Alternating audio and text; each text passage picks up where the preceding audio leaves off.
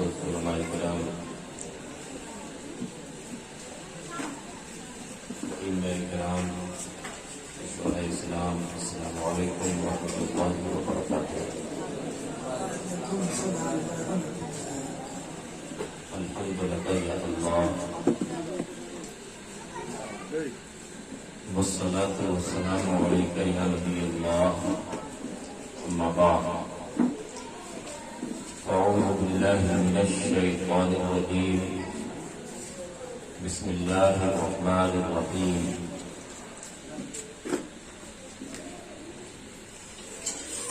ولا تقولوا لمن يقتل في سبيل الله أموات بل أحياء ولكن لا تشعرون۔ آمنت بالله العلي العظيم وبلغنا رسوله النبي الأمين الكريم ونحن على ذلك لمن الشاهدين والشاكرين والحمد لله رب العالمين۔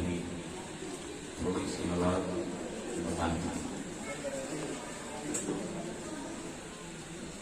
بڑے خوش قسمت ہیں، شکر پلا نیا پلا بنکٹی اور مضافات کے مسلمان اور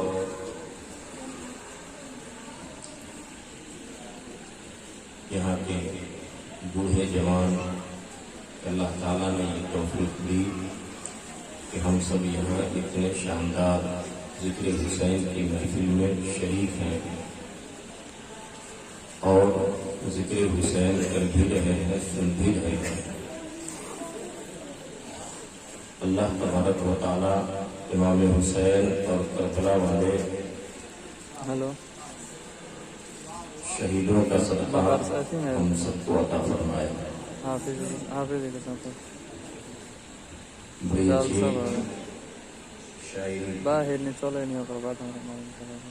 شاعر اسلام دلکش مظفرپوری سے آپ سماعت کر رہے تھے، اور ان سے پہلے حافظ دلنواز صاحب، مداح نبی حضرت عارف رضا نوری صاحب اور دیگر صاحبان سے آپ نے سماعت کیا۔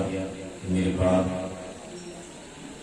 آپ کو شاعر اسلام حضرت قاری اختر ضیاء مظفرپوری کو سماعت کرنا ہے، اور استاذ العلماء مناظر اہل سنت حضرت علامہ مفتی شمیم رضا نوری مقدس اللہ العالی والنورانی کو سماعت کرنا ہے۔ بغیر وقت ضائع کیے ہوئے چند باتیں کربلا کے تعلق سے اس کے مختلف گوشوں پہ اختصار کے ساتھ روشنی ڈال کر اور شہدائے کربلا کی بارگاہ میں عقیدت کا خیال پیش کر کے میں اپنی باری مکمل کروں۔ آئیے ہم سب مل کر عقیدت و احترام کے ساتھ ختم الرسل ہادی سبل مولائے کل احمد مجتبیٰ جناب محمد رسول اللہ صلی اللہ تعالی علیہ وسلم کی مقدس بارگاہ میں درود کا ہدیہ پیش کرنے پر اللہم صلی علی سیدنا و شفیعنا قریبنا مولانا محمد وبارک وسلم۔ صلاۃ و سلام علیک یا رسول اللہ صلی اللہ تعالی علیہ وسلم۔ یہاں آ کر معلوم ہوا کہ جو ادھر مائک پہ ہیں وہ شاعر بے دھڑک ہے، جو بے دھڑک درود شریف پڑھ رہے ہیں، تو آپ لوگ بھی کوئی جھجھک محسوس نہ کریں۔ ایک بار اور نبی اور آل نبی کی بارگاہ میں بآواز بلند درود پیش کیجیے۔ بھائی اللہم صلی علی سیدنا و شفیعنا قریبنا مولانا محمد وبارک وسلم۔ صلاۃ و سلام علیک یا رسول اللہ صلی اللہ تعالی علیہ وسلم۔ حسین زندہ ہے دستور زندگی کی طرح، حسین زندہ ہے دستور زندگی کی طرح، شہید مرتے نہیں عام آدمی کی طرح، اور یزید مٹ گیا شام کے اندھیرے میں، حسین آج بھی پھیلے ہیں روشنی کی طرح، حسین آج بھی پھیلے ہیں روشنی کی طرح، اور دہکتی ریت پر برفیلے موسم کو اٹھا لاتے ہیں۔ دہکتی ریت پر برفیلے موسم کو اٹھا لاتے، بھگو کر نور کے پانی سے شبنم کو اٹھا لاتے، اور حسین ابن علی کی پیاس میں ایک راز تھا ورنہ، حسین ابن علی کی پیاس میں ایک راز تھا ورنہ، فرشتے خانہ کعبہ سے زمزم کو اٹھا لاتے، فرشتے خانہ کعبہ سے زمزم کو اٹھا لاتے۔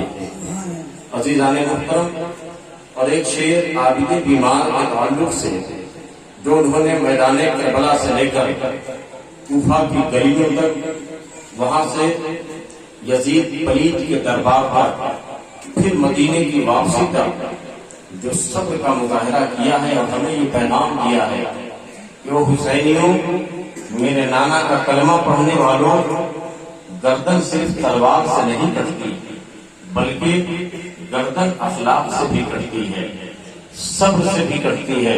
ایک شعر میں نظر کرتا ہوں توجہ کے ساتھ کہ ظلم کا سر کاٹ لینا صبر کی تلوار سے، ظلم کا سر کاٹ لینا صبر کی تلوار سے، یہ سبق سیکھا ہے ہم نے عابد بیمار سے، یہ سبق سیکھا ہے ہم نے عابد بیمار سے۔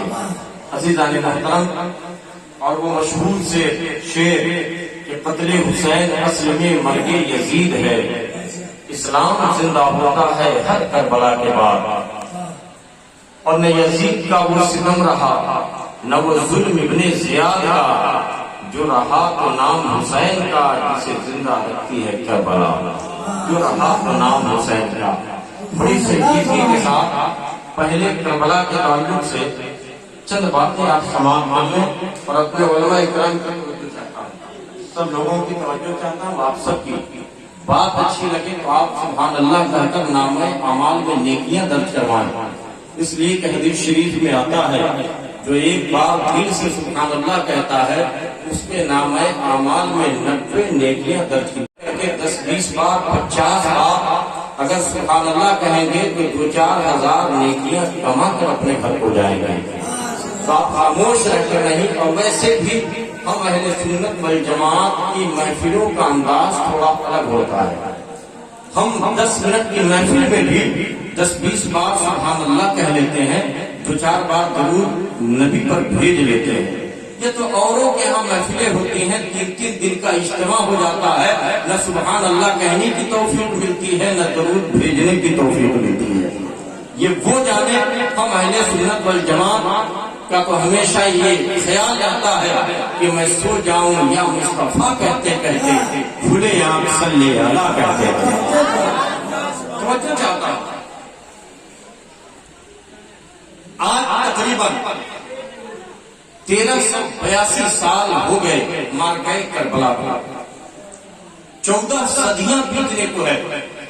ہم لوگوں کو تو 4 سال پہلے کی باتیں یاد نہیں رہتی، ہو سکتا ہے 1 مہینہ پہلے کی باتیں انسان بھول جائے، اور لین دین کا معاملہ ہوتا ہے تو 2 گھنٹہ پہلے کی بات بھی بھول جاتا ہے، ایسا ہوتا ہے، پر جان بوجھ کر کے انسان بھولتا ہے۔ تقریباً 14 صدیاں بیتنے کو ہے اس دنیا میں، اس کائنات ارضی پر بے شمار واقعات ہوئے، بے شمار حادثات ہوئے، بے شمار جنگیں ہوئی، بے شمار مارکے ہوئے، جو کچھ دنوں تک انسان کو یاد رہا پھر بھول گئے، تاریخ کے پنوں میں درج ہے، اتہاس کی کتابوں میں درج ہے، اور اتہاس اور تاریخ کہتے ہی اسے ہیں کہ کہیں کوئی حادثہ ہو تو وہ اتہاس بنتا ہے، کسی کو کامیابی ملے تو یہ اتہاس میں درج ہوتا ہے، یا کسی کی ناکامی ہو تو یہ تاریخ کے اوراق میں درج کیا جاتا ہے۔ 1382 سال ہو گئے، بہت سارے مارکے ہوئے، بہت ساری جانیں گئیں، لیکن کربلا کے اندر جو تازگی ہے وہ کسی مارکے کے اندر نہیں ہے۔ کربلا کے اندر جو تازگی نظر آتی ہے، جو تازہ پن ہے، وہ کسی مارکے کے اندر نظر نہیں آتا۔ آپ کربلا کے پہلے بھی دیکھیں، کربلا کے بعد بھی دیکھیں، جو تازگی کربلا میں ہے وہ کسی جنگ میں نہیں ہے۔ لوگ اسے بھولے فراموش نہیں کیے ہیں، بلکہ جیسے ہی محرم کا چاند نمودار ہوتا ہے تو کربلا کا نقشہ ہماری نگاہوں کے سامنے آ جاتا ہے۔ ایسا لگتا ہے کہ نہر فرات کا وہی کنارہ ہے اور خیمہ حسینی وہی پہ نصب ہے۔ ایسا محسوس ہوتا ہے شہزادہ علی اکبر فجر کی اذان دینے کی تیاری کر رہے ہیں۔ ایسا محسوس ہوتا ہے حضرت عباس اپنے کٹے ہوئے بازو کے باوجود پانی کا مشکیزہ سنبھالنے کی کوشش کر رہے ہیں۔ ایسا لگتا ہے حضرت علی اصغر پیاس کی وجہ سے اپنے خشک زبان کو باہر دکھا رہے ہیں۔ تمام منظر نگاہوں کے سامنے آ جاتا ہے۔ تھوڑی سی آواز آپ کم کریں، ہلکی سی۔ تمام منظر نگاہوں کے سامنے آ جاتا ہے۔ یہ تاثیر کیوں؟ آپ دیکھیں، آپ غور کریں گے، آپ غور کریں گے۔ ایک واقعہ میں بتاؤں کہ 700 سالہ شاندار دور اقتدار کے بعد جب اسپین میں ہمارا سوال شروع ہوتا ہے، ہم ہماری بد اخلاقی کی وجہ سے، بد کرداری کی وجہ سے، اخلاقی تنزلی کی وجہ سے جب تنزلی کا دور شروع ہوتا ہے، اور یہ زیادہ دن کی بات نہیں ہے، تقریباً 1492 عیسوی میں جس وقت شاہ ابو عبداللہ کی حکومت تھی، مسلمانوں کے جماعت میں ایک پھوٹ پیدا ہوتی ہے، انتشار پیدا ہوتا ہے۔ تھوڑی آواز بڑھائیے، زیادہ کم کر دیا آپ نے۔ انتشار پیدا ہوتا ہے اور پھر مسلم جماعتیں، چاہے وہ بربر ہو، چاہے وہ عراقی ہو، چاہے وہ اسپینی ہو، چاہے وہ عرب ہو، ایک دوسرے سے اقتدار کے لیے لڑنے لگے، لڑتے رہے، اور جب لڑ کے کمزور ہو گئے تو دشمنوں نے شکست فاش دے کر کے اسپین میں لاکھوں لوگوں کا قتل کیا، لاکھوں لوگوں کا خون بہایا۔ آخری جو دردناک واقعہ ہوا تھا وہ یہ کہ عیسائی بادشاہ فرڈینینڈ نے یہ وعدہ کیا تھا کہ یہاں جو مسلمان رہ جائیں گے انہیں باعزت شہری کا حق دیا جائے گا، انہیں یہاں سے نہ نکالا جائے گا، ان کا خون نہ بہایا جائے گا، عزت کے ساتھ انہیں اسپین میں رہنے کی اجازت دی جائے گی۔ لیکن ہوتا کیا ہے، ابو عبداللہ کے جانے کے بعد جب فرڈینینڈ پر سر اقتدار آتا ہے تو ایک بڑے میدان میں مسلموں کو جمع کرتا ہے۔ ہزاروں مسلمان، نہتے مسلمان بڑے میدان میں جمع کیے جاتے ہیں اور زندہ لوگوں کو گھوڑے کی ٹاپوں سے لوٹ دیا جاتا ہے۔ ہزاروں لوگ جو تھوڑی دیر پہلے گفتگو کر رہے تھے، کھڑے تھے، اب ان کا جسم تڑپ تڑپ کر کے ٹھنڈا ہوتا جا رہا ہے۔ کیا یہ چھوٹا حادثہ تھا؟ نہیں، بہت بڑا حادثہ تھا۔ ہزاروں چیخیں بلند ہوئی تھی، ہزاروں آہیں نکلی تھی، ہزاروں کڑاہیں بلند ہوئی تھی، ہزاروں دل چکنا چور ہوئے تھے، ہزاروں سہاگ ہوئے تھے، ہزاروں ارمانوں کا خون ہوا تھا۔ لیکن کیا یاد ہے ہمیں؟ نہیں۔ حالانکہ زیادہ دن نہیں ہوئے، ابھی تقریباً 500 سال کا عرصہ گزرا ہے، لیکن لوگوں نے اسے فراموش کر دیا۔ مگر کربلا آج بھی یاد ہے، 1400 سال ہونے کو ہے۔ کربلا کے واقعات آج بھی یاد ہے، کربلا کا واقعہ آج بھی تر تازہ ہے۔ آخر کیوں؟ وجہ کیا ہے؟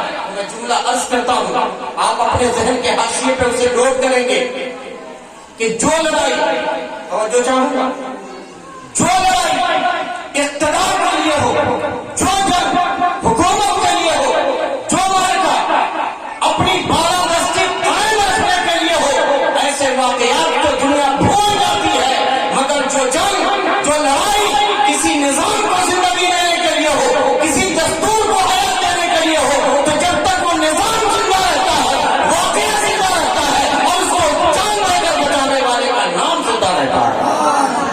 مجاہد کرنے دیا جائے۔ حسین کی لڑائی اقتدار کی لڑائی نہیں تھی، حسین کی جنگ کرسی کی جنگ نہیں تھی، حسین کی جنگ حکومت حاصل کرنے کی جنگ نہیں تھی، بلکہ حسین کی لڑائی نظام مصطفیٰ کو زندگی دینے کے لیے تھی، شریعت محمدی کو زندگی دینے کے لیے تھی، دستور مصطفیٰ کو بچانے کی جنگ تھی۔ تو جب تک نظام مصطفیٰ چلتا رہے گا، واقعہ کربلا زندہ رہے گا، حسین کا نام زندہ رہے گا۔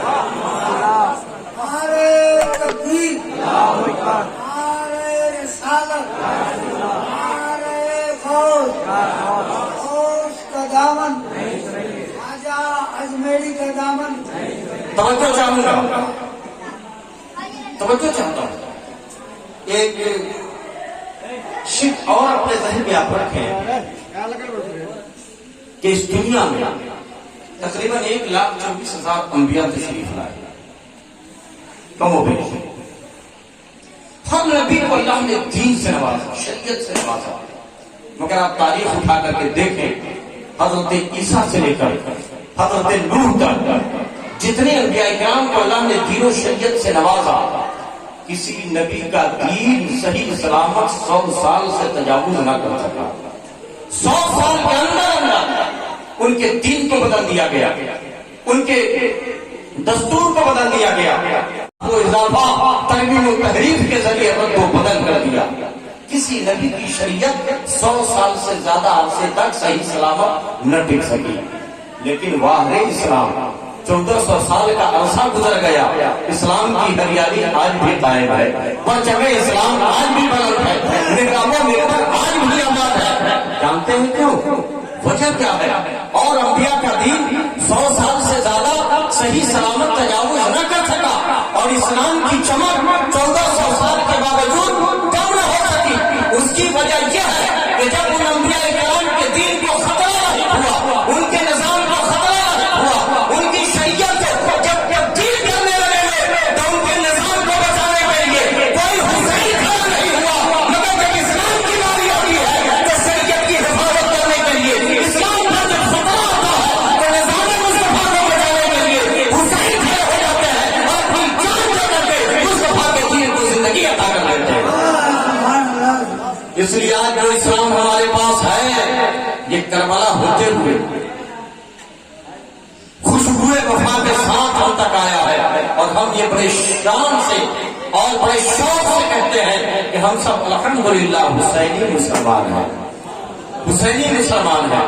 اور یقیناً اگر حسین نے بر وقت یزید کے فتنوں کو نہ پہچانا ہوتا، بر وقت حسین نے یزید کے مکر کو نہ پہچانا ہوتا، اور یزیدی بادل جو برسنے کی کوشش کر رہا تھا اس پہ بر وقت حسین نے اگر اپنے سروں کے ذریعے بند نہ باندھا ہوتا تو آج اسلام تو ہوتا، مگر اس کے اوپر یزیدیت کا خلاف چڑھا ہوتا۔ آج اسلام ہوتا مگر وہ یزیدیت تلے چڑھا رہا ہوتا، یزیدی رنگ رہا ہوتا۔ شکر ہے محسن اعظم حضرت امام حسین کا شکر ہے کہ انہوں نے وقت رکھتے یزید کے مکر کو بے نقاب کر دیا اور اپنی گردن کٹا کر کے یزیدیت کو مردہ کر دیا، اسلام کو نئی زندگی عطا کر دیا ہے، اسلام کو نئی جان عطا کر دیا ہے۔ اس لیے اسلام کا پرچم جب تک پھہراتا رہے گا نعرہ حسینیت بلند ہوتا رہے گا، حسین کا نعرہ بلند ہوتا رہے گا۔ ایک صاحب کہنے لگے کہ مولانا صاحب بات سمجھ میں نہیں آتی ہے کہ حسین تو کربلا میں ناکام ہو گئے تھے نا۔ ہم نے کہا کہ کیسے آپ کو لگتا ہے کہ ناکام ہو گئے تھے؟ کہتے ہیں کہ کربلا میں تو حسین کٹ گئے تھے، حسین کی جان چلی گئی تھی، یزیدیوں نے حسین کو کربلا کے میدان میں قتل کر دیا تھا، اس لیے حسین ناکام ہو گئے تھے۔ ہم نے کہا کہ آپ انصاف کا چشمہ لگا کر کے تاریخ کا مطالعہ نہیں کرتے ہیں، آپ صرف کالی لکیروں کو پڑھ کر کے یہ سمجھتے ہیں کہ ہم نے تاریخ پانی اور تاریخ کھانے کا حق ادا کر دیا، تو یہ قطعی ممکن نہیں ہے۔ آپ کو کیسے لگتا ہے کہ حسین ناکام ہو گئے تھے؟ کیا کامیابی اور ناکامی کا دار و مدار وجود کے فنا اور بقا پر ہے؟ اگر ایسا ہے تو یہ غلط ہے۔ اگر وجود بستا ہے، اگر وجود بستا ہے تو ایک فرد بستا ہے، اگر وجود بستا ہے تو ایک فرد بستا ہے، پوری ملت بستی ہے، پورا معاشرہ بستا ہے، پوری سوسائٹی بستی ہے، پورا نظام بستا ہے۔ حسین نے کربلا میں شہید ہو کر کے عظیم کامیابی حاصل کی ہے۔ ناکام میرا حسین نہیں ہے، کامیابی اور ناکامی کا دار و مدار حیات و ممات پہ منحصر نہیں ہے۔ آپ مقصد دیکھیں، مقصد کس کا زندہ ہے، مقصد کس کا کامیاب ہے، نیت کس کی اچھی ہے۔ حسین کا مقصد تھا مسجدیں آباد رہے، حسین کا مقصد تھا اذان کی آواز بلند ہوتی رہے، حسین کا مقصد تھا کعبہ کی حرمت قائم رہے، حسین کا مقصد تھا نمازوں کی لذت قائم رہے، حسین کا مقصد تھا قرآن کی تلاوت کا سلسلہ چلتا رہے، حسین کا مقصد تھا لوگوں کے اندر ذوق عبادت سلامت رہے۔ آج دیکھیں اذان کی آواز بھی سلامت ہے، کعبہ کی حرمت بھی سلامت ہے، سجدوں کی لذت بھی سلامت ہے، قرآن کی تلاوت بھی جاری ہے،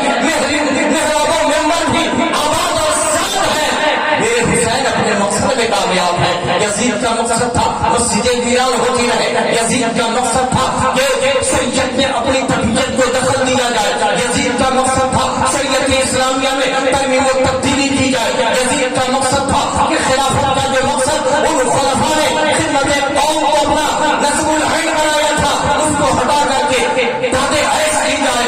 और जिस तरीके से फारस के बादशाह, जिस तरीके से कैसर और किस्रा के बादशाह दादे ऐश किया करते अपने महलों में, उसी तरीके से बादशाह कायम की जाए। आज आप देखें यजीद अपने मकसद में नाकाम है, हुसैन अपने मकसद में कामयाब है।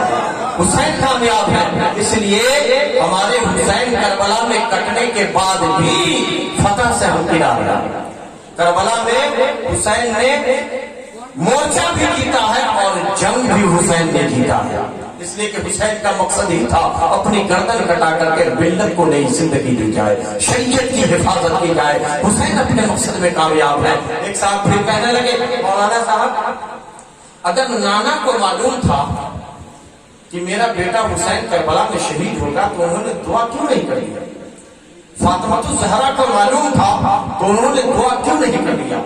अली मुर्तजा को मालूम था तो उन्होंने दुआ क्यों नहीं किया ताकि हुसैन बच जाते? हुसैन जुल्म और इस्तिक्ताब की तलवार से उनकी गर्दन सलामत रहती, दुआ क्यों नहीं कर दिया उन्होंने? हमने कहा कि हाँ क्यों नहीं? अरे जिनके नाना की निगाह उठ जाने से किबला बदल जाता हो, जोर से जरा जोर से, जिनके नाना मुस्तफा की निगाह उठ जाने से किबला बदल जाता हो, वो मुस्तफा अगर हाथ उठा देते तो क्या करबला का नक्शा नहीं बदल जाता? करबला का नक्शा भी बदल जाता। लेकिन आप पूरी तारीख और सीरत की किताबें अलग डालिए, किसी किताब में आपको ये नहीं मिलेगा कि नबी ने कहीं पे भी दुआ किया हो, हे मौला जब मेरे हुसैन पे मुसीबत आए तो उस वक्त मेरे हुसैन को बचा लेना, उस वक्त मेरे हुसैन को सलामत रखना, उस वक्त मेरे हुसैन की हिफाजत करना। नहीं, मेरे नबी को मालूम था, मेरे नबी ने बस ये दुआ किया है, हे मौला जब मेरे हुसैन पे मुसीबत आए, मेरे हुसैन पे दुखों का पहाड़ तोड़ा जाए, मेरे हुसैन पे जब जुल्म और सितम किया जाए तो उस वक्त मेरे हुसैन का कदम डगमगा न जाए, मेरे हुसैन को सब्र अता करना, मेरे हुसैन को इस्तेमाल अता करना, मेरे हुसैन को कुव्वत बर्दाश्त अता करना। और ये मुस्तफा की दुआ है कि करबला में तमाम मुसीबतें हुसैन के कंधे पर है, फिर भी हुसैन साबिरों का इमाम नजर आता है। हुसैन सब्र कर रहे हैं, खाना बंद है, हुसैन सब्र कर रहे हैं, अली अकबर शहीद हो रहे हैं, हुसैन सब्र कर रहे हैं, कासिम की जवानी पे घोड़े दौड़ाए जा रहे हैं, हुसैन सब्र कर रहे हैं, अब्बास के बाजू लग रहे हैं, हुसैन सब्र कर रहे हैं, अली असगर के हल्के पे तीर लग रहा है, हुसैन सब्र कर रहे हैं। और जब सब्र कर रहे हैं तो कुरान ऐलान करता है, इन्नल्लाह मअस साबिरीन, सब्र करने वालों के साथ मेरा रब है। हुसैन सब्र कर रहे थे और अल्लाह सब्र करने वालों के साथ है, अल्लाह सब्र वालों के साथ है। और जिसके साथ अल्लाह हो वो बंदा कभी नाकाम हो ही नहीं सकता है, नाकाम नहीं हो सकता। अज़ीज़ान मुहतरम, दुनिया का दस्तूर है, एक बात समझ में आ गई, दुनिया का ये दस्तूर है कि कोई मुसीबत आती है तो लोग अपने हाथों से अपना सर बचाया करते हैं। कहीं ढेला चल रहा हो, कहीं कोई धमक और कड़क की आवाज आ रही हो तो इंसान अपने हाथों से अपने सर को बचाता है कि नहीं? दुनिया का दस्तूर है ये। यजीद ने हाथ मांगा था हुसैन से, ए हुसैन मेरे हाथों पे हाथ दे दीजिए, मेरी बैअत कर लीजिए, मुझे खलीफा मान लीजिए ताकि दुनिया में मेरी खिलाफत मुस्तरद हो जाए। कि जब हुसैन ने तस्लीम कर लिया तो दुनिया के और लोगों को यजीद की खिलाफत तस्लीम करने में क्या दिक्कत है, क्या परेशानी है? हुसैन से हाथ मांगा था। दुनिया का ये दस्तूर है कि सर की हिफाजत करने के लिए हाथ को ले जाते हैं, लेकिन वाह मेरे हुसैन अपने हाथ को बचाने के लिए सर दे दिया मगर हाथ नहीं दिया, सर को कुर्बानी कर दिया मगर हाथ नहीं दिया। हमने कहा हे मेरे इमाम, यजीद ने हाथी तो मांगा था, अरब की हुकूमत आपके कदमों में डालने को तैयार था, ए हुसैन आपने हाथ क्यों न दे दिया? हाथ दे देते अली अकबर तो न करते, कासिम तो न करते, अब्बास तो न शहीद होते, अली असगर को तीर तो न लगता, आपके बावहा साथी शहीद तो न किए जाते। हाथ ही की तो बात थी, हाथ दे देते तो मेरे इमाम करबला के मैदान से हमें ये ज़हन दे रहे हैं, तो मेरे गुलामों जिस वक्त मुस्तफा नहीं है, जिस वक्त ہے، جس وقت صدیق اکبر نہیں ہے، چاروں خلفاء نہیں ہے، اس وقت کربلا کے میدان میں جب حسین کھڑا تھا تو یہ طلحہ حسین کا ہاتھ نہیں تھا، بلکہ یہ مصطفیٰ کا نمائندہ ہاتھ تھا، صدیق اکبر کا ہاتھ تھا، فاروق اعظم کا ہاتھ تھا، عثمان غنی کا ہاتھ تھا، طلحہ و زبیر کا ہاتھ تھا، اسلام کا نمائندہ ہاتھ تھا، طلحہ حسین کا ہاتھ ہوتا تب بھی میرا ایمان نہ دیتا، مگر یہ تو اب مصطفیٰ کا نمائندہ ہاتھ تھا، یہ اپنا پاکیزہ ہاتھ یزید جیسے قاتل کے ہاتھ میں کیسے دے سکتے تھے، کیسے دے دیتے؟ اس لیے حسین نے سب کو دے دیا مگر ہاتھ نہ دیا، ہاتھ حسین نے نہ دیا۔ عزیزان محترم، توجہ چاہتا ہوں، جب کربلا کے میدان کی لڑائی کی نوبت کیوں آئی؟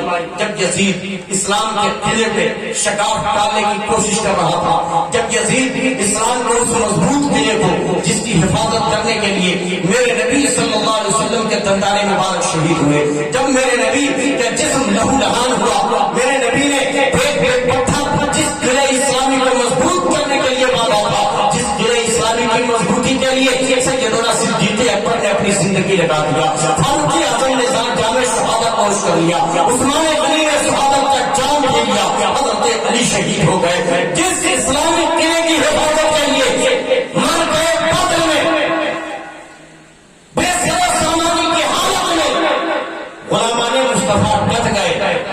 اس اسلامی قلعے کو جب یزید مسمار کرنا چاہتا تھا، شکاف ڈالنا چاہتا تھا، تو حسین برداشت نہ کر سکے، مدینے سے نکل کر کربلا میں آ گئے، اور کربلا میں آنے کے بعد اس اسلامی قلعے کو اس طرح مضبوط کر رہے ہیں کہ جب اینٹ کی ضرورت پڑتی ہے تو حسین نے مٹی کی اینٹ کا استعمال نہ کیا ہے، بلکہ کہیں پہ جوان علی اکبر کو لگا دیا ہے، کہیں پہ قاسم کی جوانی کو لگا دیا ہے، کہیں پہ عباس کے بازو کو لگا دیا ہے، کہیں پہ عمر محمد کو لگا دیا ہے، کہیں پہ علی اصغر کو لگا دیا ہے، اور جب دارے کی ضرورت پڑتی ہے تو مٹی کا کام رکھ لیتے ہیں، تاکہ شہید علی کربلا کا لہو لگا دیتے ہیں، اور اسلام کے قلعے کو اتنا مضبوط کر دیتے ہیں کہ دنیا میں لاکھ یزیدی سر اٹھاتا رہے لیکن کوئی امام حسینی کی دعوت کر کے اسلامی قلعے کی حفاظت کے لیے کھڑا ہو جائے۔ واہ سبحان اللہ، سبحان نعرہ تکبیر، نعرہ تکبیر، نعرہ رسالت، نعرہ رسالت، شہید کربلا کانفرنس، نعرہ تکبیر، نعرہ رسالت۔ یہ حسینی کردار ہے، حسینی کردار ہے کہ ظالم سے ظالم بادشاہ کے سامنے بھی کلمہ حق کو بلند کرنا ہو تو مرعوب مت ہو جانا، ڈر مت جانا۔ جس طریقے سے 72 ہو کر کے 22,000 کے سامنے حق کی آواز کو بلند کرنے کے لیے حسین ڈٹ گئے تھے، ہمیں یہ ذہن دیتے ہیں کہ تم بھی اپنے اندر حسینی کردار پیدا کرنا اور ہمیشہ حق کے ساتھ رہنا۔ اور یہ کربلا کی جنگ کا ہی نتیجہ ہے کہ ہر دور میں جب جب کسی یزیدی نے سر اٹھایا ہے تو اس کی سرخوبی کے لیے کوئی نہ کوئی حسینی کھڑا ہو گیا ہے، چاہے وہ قانون کا دور ہو تو حضرت امام محمد بن حنبل کھڑے ہو گئے تھے جب خلق قرآن کا مسئلہ چلا تھا، چاہے وہ امام اعظم کا وقت ہو، قید و بند کی صحبت کو برداشت کیا ہے مگر کلمہ حق کو بلند کیا ہے، چاہے مجدد بچھانی کا زمانہ ہو، اکبر کے ظلم کو برداشت کیا ہے مگر حق کا کلمہ بلند کیا ہے، حق کی آواز کو بلند کیا ہے، اور چاہے 14ویں صدی کے مجدد کی بات کرے تو لاکھ تان و تشریح کے باوجود امام محمد کا سامنے نام سے رسالت کی حفاظت کیا ہے، کلمہ حق کو بلند کیا ہے۔ یہ سب حسینی کردار ہے، ہر دور میں کوئی نہ کوئی حسینی کردار لے کر کے کھڑا ہوتا رہے گا اور شریعت اسلامیہ کا تحفظ کرتا رہے گا۔ عزیزان محترم، آج معرکہ کربلا ہماری نگاہوں کے سامنے ایک درس ہے، ہمیں درس ملتا ہے کہ ہمیشہ حق کے ساتھ رہو، چاہے اکیلے رہنا پڑے لیکن سچائی کے ساتھ رہو، حق کے ساتھ رہو، حق کی آواز کو بلند کرو۔ امام حسین کربلا کے میدان میں ہے، آپ نے یزیدیوں کو سمجھایا بھی۔